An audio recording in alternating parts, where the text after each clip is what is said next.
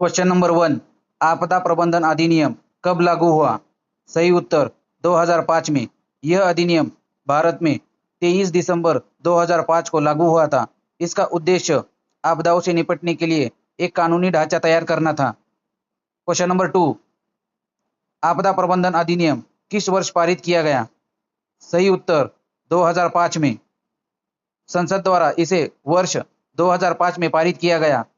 2004 की सुनामी के बाद इसकी अत्यधिक आवश्यकता महसूस की गई। Question number 3, national disaster management authority का अध्यक्ष कौन होता है? सही उत्तर प्रधानमंत्री। एनडीएमए के पदेन अध्यक्ष भारत के प्रधानमंत्री होते हैं। यह देश की सर्वोच्च संस्था है जो आपदा नीतियां बनाती है। Question number 4, state disaster management authority का अध्यक्ष कौन होता है? सही उत्तर मुख्यमंत्री। राज्य स्तर पर एसडीएमए के अध्यक्ष मुख्यमंत्री होते हैं। वे राज्य की आपदाओं के क्रियान्वयन का नेतृत्व करते हैं। Question number 5, district disaster management authority का अध्यक्ष कौन होता है? सही उत्तर जिलाधिकारी। जिला स्तर पर डीडीएमए का नेतृत्व जिलाधिकारी डिस्ट्रिक्ट कलेक्टर करते हैं। जमीनी स्तर पर राहत कार्य उन्हीं की देखरेख में होता है। Question number 6, national disaster response force की स्थापना कब हुई थी? सही उत्तर 2006 में। एनडीआरएफ का गठन वर्ष 2006 में किया गया था। यह एक विशेषज्ञ बल है जो आपदा में जान बचाने का कार्य करता है। क्वेश्चन नंबर 7, एनडीआरएफ किस मंत्रालय के अधीन कार्य करता है? सही उत्तर गृह मंत्रालय। एनडीआरएफ गृह मंत्रालय के प्रशासनिक नियंत्रण में आता है। गृह मंत्रालय ही भारत में आपदा प्रबंधन की नोडल एजेंसी है। क्वेश्चन नंबर 8, भारत में आपदा प्रबंधन का सर्वोच्च निकाय कौन है? सही उत्तर एनडीएमए।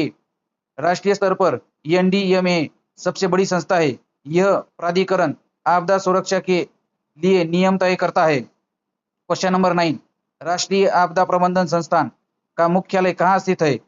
सही उत्तर नई दिल्ली। एनआईडीएमए का मुख्यालय नई दिल्ली में स्थित है। यह संस्था प्रशिक्षण और शोध कार्यों के लिए प्रसिद्ध है। Question number 10, national institute of disaster management का मुख्य कार्य क्या है? सही उत्तर प्रशिक्षण एवं शोध। एनआईडीएम का मुख्य उद्देश्य प्रशिक्षण एवं क्षमता निर्माण करना है। यह आपदा जोखिम को कम करने के लिए शोध रिसर्च भी करती है। क्वेश्चन नंबर 11, निम्न में से कौन प्राकृतिक आपदा है? सही उत्तर भूकंप। भूकंप एक प्राकृतिक आपदा है। अन्य विकल्प मानव निर्मित गलतियों के कारण होते हैं। क्वेश्चन नंबर 12, निम्न में से कौन मानव निर्मित आपदा है? सही उत्तर औद्योगिक दुर्घटना। औद्योगिक दुर्घटना मानव निर्मित आपदा का उदाहरण है। सुनामी और बाढ़ प्राकृतिक घटनाओं से जुड़ी है। क्वेश्चन नंबर 13, एनडीएमए का गठन किस धारा के अंतर्गत किया गया? सही उत्तर धारा 3। आपदा प्रबंधन अधिनियम की धारा 3 के तहत एनडीएमए का गठन हुआ। यह धारा राष्ट्रीय प्राधिकरण के गठन की शक्ति देती है। क्वेश्चन नंबर 14, एसडीएमए का गठन किस धारा के अंतर्गत किया गया? सही उत्तर धारा 14। अधिनियम की धारा 14 राज्य स्तर पर प्राधिकरण के गठन का प्रावधान करती है। इसे राज्य सरकार द्वारा स्थापित किया जाता है। क्वेश्चन नंबर 15, डीडीएमए का गठन किस धारा के अंतर्गत किया गया है? सही उत्तर धारा 25। अधिनियम की धारा 25 के तहत जिला आपदा प्रबंधन प्राधिकरण का गठन हुआ। इसमें जिलाधिकारी अध्यक्ष और स्थानीय निकाय का प्रतिनिधि सह अध्यक्ष होता है। क्वेश्चन नंबर 16, राष्ट्रीय कार्यकारी समिति एनईसी का कार्य क्या है? सही उत्तर राष्ट्रीय योजना लागू करना। एनईसी का मुख्य कार्य राष्ट्रीय आपदा योजना को लागू करना है। यह समिति केंद्रीय गृह सचिव की अध्यक्षता में काम करती है। क्वेश्चन नंबर 17, आपदा प्रबंधन अधिनियम किस मंत्रालय से संबंधित है? सही उत्तर गृह मंत्रालय। यह अधिनियम गृह मंत्रालय से संबंधित है।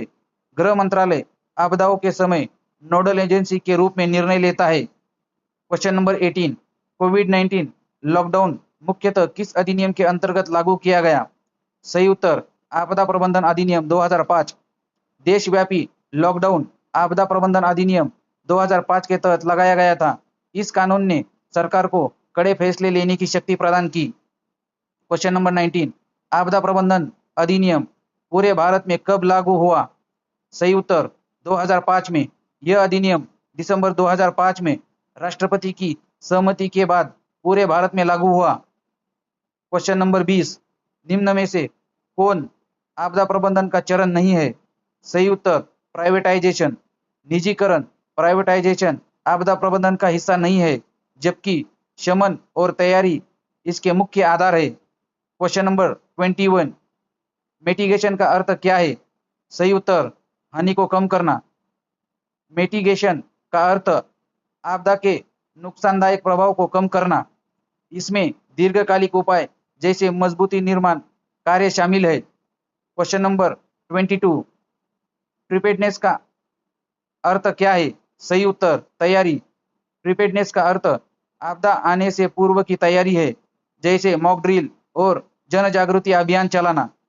क्वेश्चन नंबर 23, आपदा के दौरान त्वरित कार्रवाई को क्या कहते हैं? सही उत्तर रिस्पॉन्स। आपदा के दौरान किए गए कार्यों को रिस्पॉन्स कहते हैं।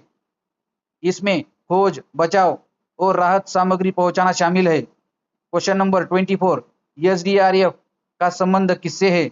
सही उत्तर राज्य राहत कोष। एसडीआरएफ का पूर्ण स्वरूप स्टेट डिजास्टर रिस्पांस फंड है। यह राज्यों को तत्काल राहत के लिए फंड उपलब्ध कराता है। क्वेश्चन नंबर 25, एनडीआरएफ का मुख्य कार्य क्या है? सही उत्तर खोज एवं बचाव कार्य। एनडीआरएफ का प्रमुख कार्य सर्च एंड रेस्क्यू, खोज एवं बचाव करना है। यह बल विशेष रूप से प्रशिक्षित जवानों का समूह है। क्वेश्चन नंबर 26, निम्न में से कौन सा आपदा प्रबंधन योजना का भाग है? सही उत्तर उपरोक्त सभी। जोखिम मूल्यांकन, पुनर्वास, संसाधन प्रबंधन, ये सभी इसमें आते हैं। एक सफल आपदा योजना में जोखिम मूल्यांकन और संसाधन प्रबंधन सभी इसमें आते हैं, इसलिए ये सभी विकल्प अनिवार्य भाग है इसके। क्वेश्चन नंबर 27, गलत सूचना फैलाने पर किस अधिनियम के अंतर्गत दंड दिया जा सकता है? सही उत्तर आपदा प्रबंधन अधिनियम। आपदा के समय झूठी खबर फैलाना दंडनीय अपराध है। अधिनियम की धारा 54 के तहत इसे सजा का प्रावधान है। Question number 28, Indian ocean tsunami के बाद किस अधिनियम की आवश्यकता अधिक महसूस हुई? सही उत्तर आपदा प्रबंधन अधिनियम। 2004 के सुनामी के विनाश को देखते हुए 2005 का अधिनियम लाया गया। भारत को एक मजबूत आपदा प्रबंधन की आवश्यकता महसूस हुई। क्वेश्चन नंबर 29, आपदा प्रबंधन अधिनियम के अंतर्गत जिला स्तर पर योजना कौन बनाता है? सही उत्तर डीडीएमए। जिला स्तर की योजना डीडीएमए जिला प्राधिकरण द्वारा तैयार की जाती है। इसमें स्थानीय जोखिमों का विशेष ध्यान रखा जाता है। क्वेश्चन नंबर 30, निम्न में से कौन आपदा प्रबंधन का उद्देश्य है? सही उत्तर उपरोक्त सभी। नुकसान कम करना, राहत पहुंचाना, पुनर्वास करना, ये सभी इसमें आते हैं। इसके साथ ही लोगों का पुनर्वास करना भी इसका महत्वपूर्ण कार्य है।